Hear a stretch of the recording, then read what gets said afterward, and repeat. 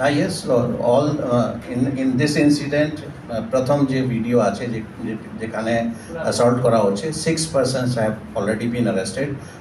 All the persons have been who are seen in the video have been identified, and remaining persons will also be arrested. আরেকটা প্রশ্ন, সৌগত রায়ের কাছে phone গেছে জয়ন্ত সিংকে যদি না ছেড়ে দেওয়া হয়, মুক্তি দেওয়া হয়, তাহলে ওনাকে গুলি করা হবে।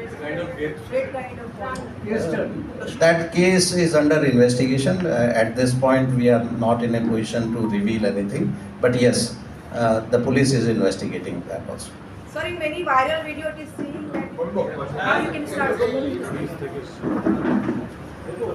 ADG Law and Order Shri Manoj Verma এবং আমি দুটি বিষয়ে আপনাদের একটু স্পেসিফিক ব্রিফিং করার উদ্দেশ্যে এসেছি।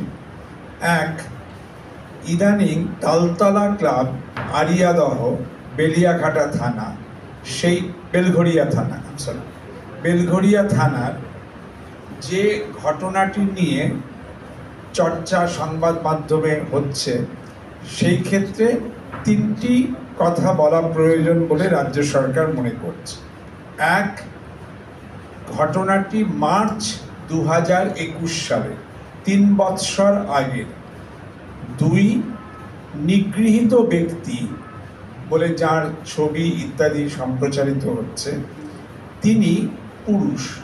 তার সম্পর্কে বহু সংবাদ মাধ্যমে বলা হচ্ছে তিনি মহিলা। পুলিশের টেকনিক্যাল অ্যানালিসিসে বেরিয়েছে সকল নিগ্রহই সমানভাবে নিন্দারও হলেও এক্ষেত্রে নিগৃহীত ব্যক্তি পুরুষ। যা বলা হচ্ছে মিসইনফরমেশন বলে যাকে রাজ্য সরকার বর্ণনা করবে, তিনি ফিমেল নন। পরন্তু তৃতীয় যে পয়েন্ট বলার চেষ্টা হচ্ছে সেটা হচ্ছে যে অ্যাকিউজড জয়ন্ত সিং, তিনি কিন্তু has been repeatedly arrested by the police at least 5 times in 5 cases since 2016. According to police, he is a known rowdy, বারংবার গ্রেফতার হয়েছেন পুনঃ বিভিন্ন কেসে।